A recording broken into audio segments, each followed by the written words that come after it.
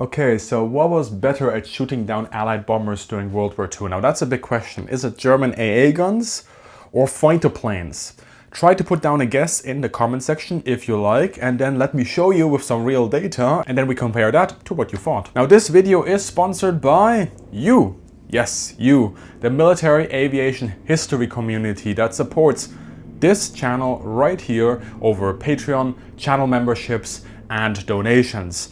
Archival visits, study trips, the Inside the Cockpit series. You make it possible every Thursday on Military Aviation History Day.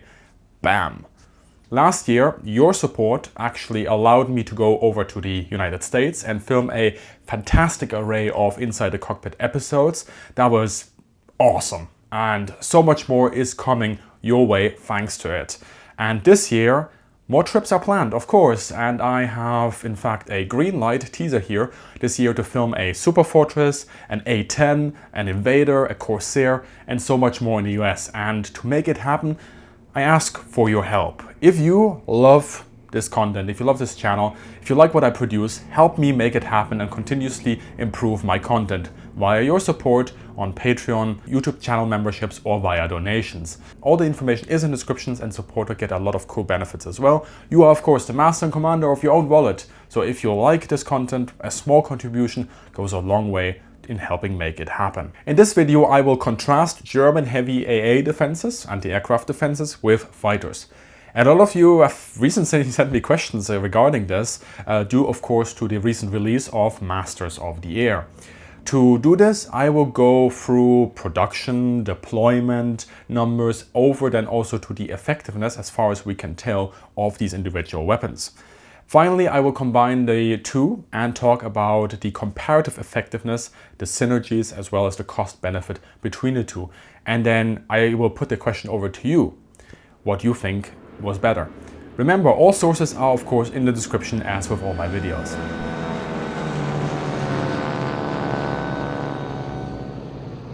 Now let's talk about anti-aircraft defenses first. The famous German Flak. There is good reason to assume that Flak was effective. Not only does Germany, in part of course due to Hitler's insistence, but Germany invests a lot of resources in air defenses starting early on, and radar and gun laying technology is continuously improved. But let's also consider the cultural impact here.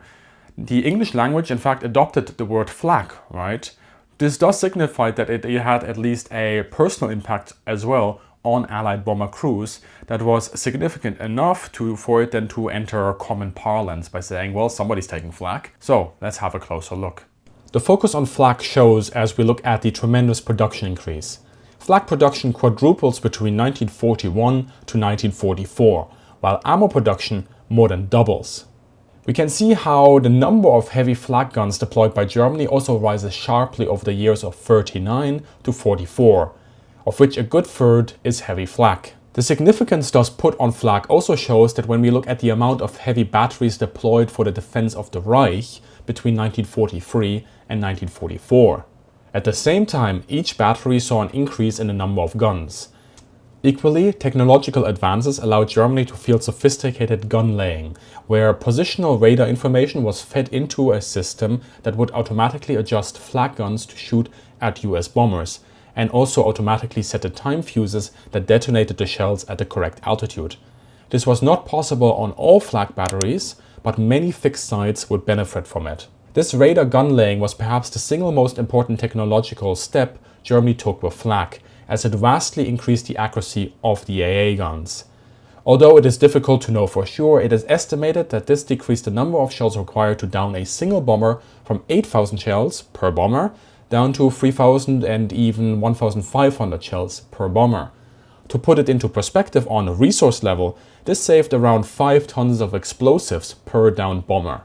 This was very important, as Germany continuously struggled to produce enough ammunition for flak, and even, as far as I'm aware, it had to artificially lower the rate of fire on their flak guns to conserve ammunition. On a technological level, if we ignore of course experiments with surface-to-air missiles, video right here, the only thing that would have had a similar technological impact, or in fact would have improved everything, would have been proximity fuses. Now Germany failed to develop these, but we can see the effectiveness due to them being fielded in the Pacific, of course by the Allies, and then later in Europe, again in the Allies, thanks to the Anglo-American Research Initiative that developed these.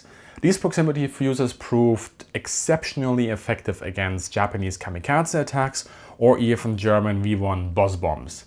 But Germany didn't have them.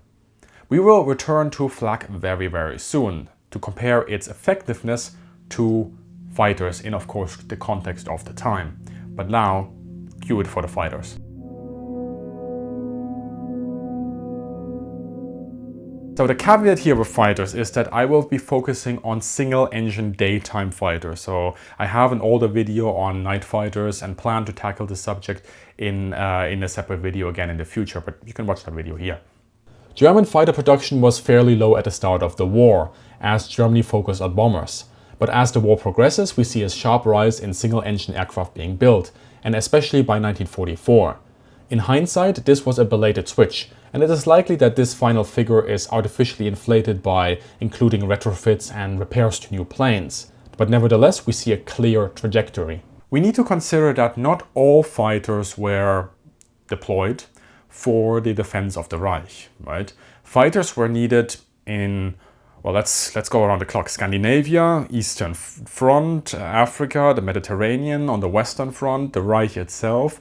Yeah, that's what they don't tell you when you launch a total war. You've got to produce stuff en masse, you've got to send stuff everywhere, supply it everywhere, repair it everywhere. Yeah, those are questions we have to ask ourselves, but I'm getting off topic for now. What's important now is that operationally, Germany sits at plus minus 1,000 operationally deployed fighters throughout the whole duration of World War II, of which roughly 50% are always deployed on the Eastern Front starting in 1941. This means that against Allied daytime bombers, Germany operates a single-engine fighter fleet, that is between 30 to 45% of the deployed fighters taking into account all fronts. This also means that although the German Jagdgeschwaders were nominally to be strengthened by adding more planes per Gruppe and then more Staffeln per Gruppe, and then also increase the number of Gruppen in a Geschwader, the actual operational strength never really increased.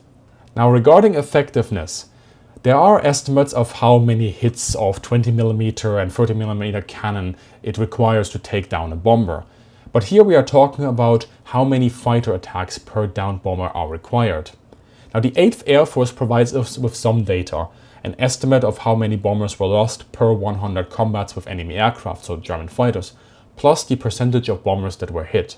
This data suggests that the lethality rose with time as US bombers met more and more heavily armed German fighters, but that the overall percentage of bombers hit dropped considerably due to the increase in bomber numbers and also then, by mid-1944, the decreasing number of German fighters. Of course, data like this is likely to have some problems as well, from being reliant on accurate reporting, and for example there is this interesting concept of called survivorship bias, which I discussed in a previous video.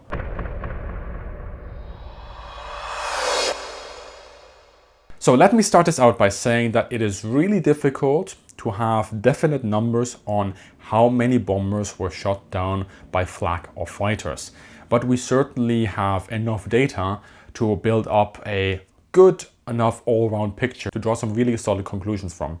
Let's look at the receiving end first. Depending on the year, the US Army Air Force considered fighters to be roughly equal to flak in taking down bombers overall.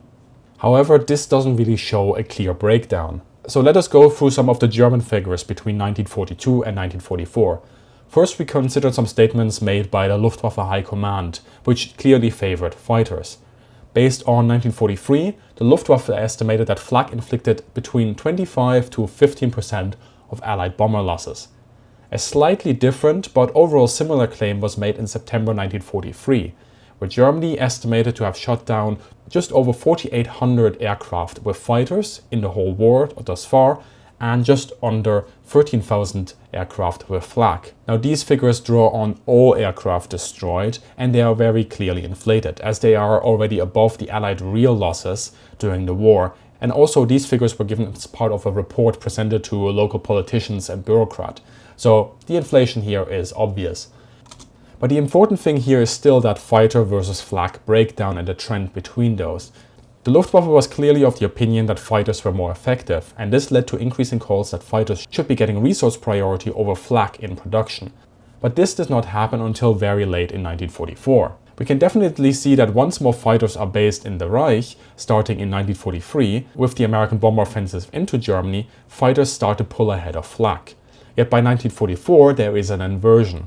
It is worth noting that the US Statistical Digest shows slightly different figures, as can be expected from another dataset, but the trend is the exact same, with flak starting to be more effective after June 1944, simply because the number of German operational fighters drops considerably. But that's just about shot down aircraft. Now let us consider damaged aircraft. Here, flak is definitely ahead of fighters. This suggests that overall flak was better at damaging bombers and fighters were better at shooting them down on a 1-to-1 comparison. We also know that flak inflicts a higher number of crew casualties than fighters. Based on what I know, this post-1943 trend is the result of three main events influencing fighter effectiveness. First of all, the heavy fighting in 1943 had bled the German fighter force of skilled pilots. Then second, the successful introduction, of course, of long-range escort missions for the Americans. And then third, the slow but increasing impact on German aircraft and fuel production due to Allied bombing. In short, less training, less fighters, less pilots, less operational sorties equal less kills, and a ratio that starts to favor the flak because of this. We saw the same thing in 1942, albeit for different reasons, when fighter defenses, at least on the Reich and in the West, weren't as strong compared to the flak defenses that were already in place. This is where we flick back to the American statistics. Here we see a similar trend. Next to the decreasing comparative number of fighter kills, the 8th Air Force reported that for the summer months of 1944, so that starts in June until August 1944, 2/3 of all losses were by flak, and 98% of damage was also inflicted by flak. This is likely due to both the decreasing German fighter presence, but also the wider operations that are being flown now by the Allies, for example in support of the Allied landings in France. Here, a comparison to the 9th Air Force from around the same time puts the respective values at nearly 50% of losses to flak and 12% to fighters. This was due to the 9th Air Force being less exposed to German fighters than even the 8th Air Force at this time and operating at lower altitudes for tactical air support, thus being often at the receiving end of light to medium flak. Its role also meant that it had fewer heavy bombers. So while the 8th Air Force and 9th Air Force are not comparable, I include them here because it shows how these numbers are influenced by the operational context. As such, we can conclude that on a one-on-one comparison, fighters are better at shooting down a bomber, but flak is far more likely to damage it or to kill or wound the crew. And crew casualties and damaged planes do impact operational strength as well, until replacements are brought in or repairs are made. These figures show how the context of the overall war, from operational strength on both sides, the escorts, altitude, and so much more factors into all of this. As such, let us leave the tactical level and zoom out for cost-benefit analysis here.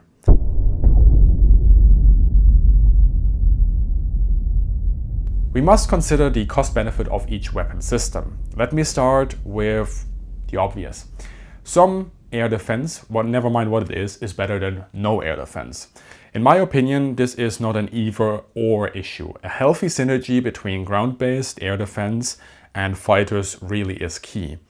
And I think this is what Germany did not achieve. At least in hindsight, we can definitely see that it focused too heavily on flak over fighters, which, I mean, if we think about it, this was a good thing because a focus on fighters would have prolonged the war, not really resulted in a different outcome, but resulted in a longer war with even more death. So this mistake was certainly a good mistake. Now, flak does provide various benefits. Flak provides point defense for areas that cannot be defended by fighters. Flak guns can be used in ground combat. Flak has a psychological impact on bomber crews, and it results in higher crew casualties. It can also disrupt bomber formations, and it damages bombers that then fall out of formation, leading to easier fighter kills. These benefits are incredibly hard to quantify and qualify, but they are there. So on the whole, the discussion really isn't, is flak better or are fighters better? Primarily, it must be around whether the focus Germany had and very much Hitler had on flak was the issue. Was this warranted given the amount of flak that, if we consider the numbers, it quadrupled between 1941 to 1944, considering then the expenditure on resources, work capacity and personnel. Already in 1941, Goering in fact issues a warning that flak production has an undue impact on aircraft production. And especially for example, the AA shell fuses used precious lightweight aluminum, the metal alloy that is pronounced differently depending on where you're in the world.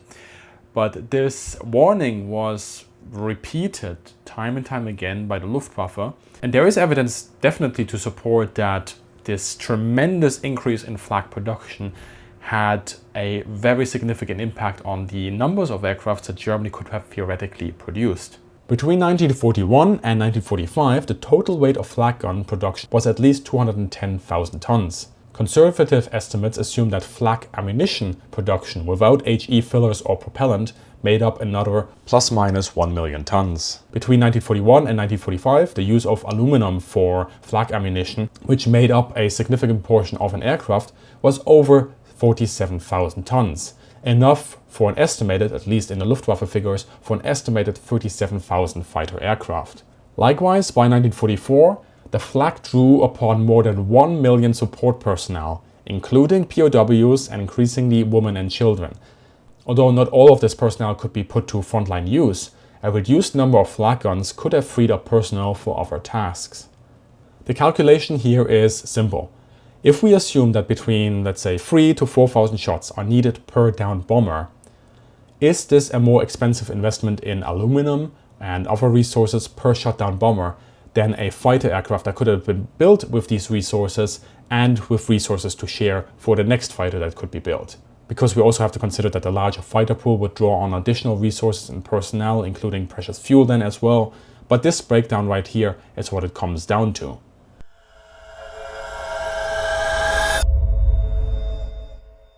I don't think it is possible to make an exact statement of how much flak versus fighters Germany should have built, what the exact ratio should have been. For me, that very quickly goes into sort of this fairy tale county where we just make up scenarios to get the exact outcome that we want to get.